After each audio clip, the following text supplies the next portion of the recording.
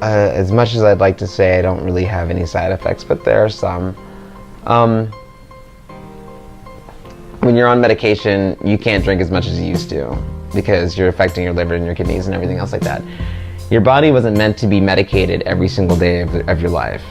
It wasn't. It's just not. The medications also have a big part in what occurs with your body. These antiretrovirals are made in a lab. They're chemically created. They have an adverse effect on your body. So while they may be treating or keeping HIV at bay or keeping it dormant, it's causing an effect with your kidneys, or it's causing an effect with your heart, or something else that may be latent within your body's family history. Because HIV goes all the way down to the level of DNA. Something might be dormant in your DNA that it's going to activate. So if this person, whoever it was, might have had multiple sclerosis, chances are your numbers are pretty great that you're going to have multiple sclerosis, and it's going to be activated because of those medications that you're taking. It's not necessarily HIV's fault. It's HIV's fault that you're having to take the medicines, but it's also the medicines that are making these adverse effects on your body.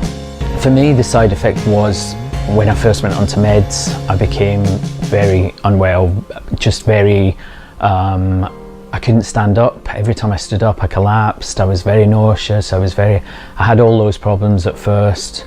Then I got changed onto a different drug and all that went away.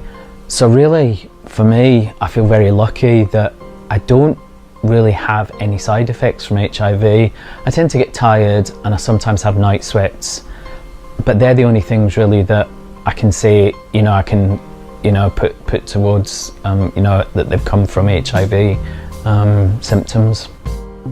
I do get pains in my stomach sometimes, but I know that usually if I drink a lot of water, it goes away.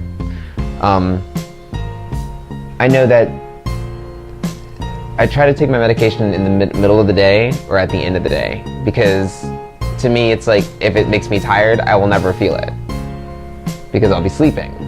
So it'll be my body's time to recharge and do whatever it needs to do. I know that the first medication that I was on, Rayatez, Truvada, and Norvir, like I said, it made my eyes yellow. I had jaundice. It was just awful. It was really, really bad. But I know that compared to the cocktails or AZT in the 80s, that's nothing compared to what they had to go through. I think the worst side effect that I had from the medicine, which at the time I was taking, I just started Epsicom and Sestiva, and the worst side effect that I had at the beginning of taking those drugs, my body was completely paralyzed. The only thing that I could move were my fingers and my head. Nothing else moved. So imagine you're waking up in the middle of the night and your body does not work because of the drugs that are supposed to save your life. It's a weird thing. Medications, sometimes having to take a medication makes you feel sicker. So that's just a weird mind fuck. But I also have had several secondary conditions to HIV. I've had 2 hip replacements because I had avascular necrosis where my bones started to die. And so I've got 2 metal hips. I also have nerve damage in my feet. That's HIV related, which is really fun. In fact, I broke a toe and I didn't know I broke a toe until it was months later. And so now I have a toe that's kind of gnarly and gross. But I couldn't feel it. So that's weird to have nerve damage, and sometimes it's painful to walk, depending on the shoes that I'm wearing and stuff. So that's weird. I had my first hip replacement about 7 years ago. So the condition started 8 or 9 years ago when I started feeling there was something wrong with my hip. But I thought that I was a runner, and so I always thought that maybe I pulled a muscle or something, because I didn't know what it was until I finally was in so much pain I went and saw a doctor. And then when I had the first hip replacement, they told me that they could see it starting on my other side too. So then like 3 years ago, I think I had this other one done.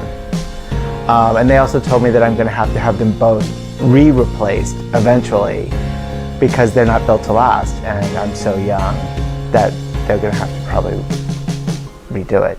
And the foot stuff started, I went and saw a neurologist about a different issue, and he was just doing a bunch of tests to check on everything. And at one point, this was the test he did, he goes, I was sitting on the doctor table, and he goes, close your eyes. Now, am I pushing your feet down or up? And I said, you're not pushing my feet at all. And I opened my eyes and my feet were all the way down. But I couldn't feel the difference.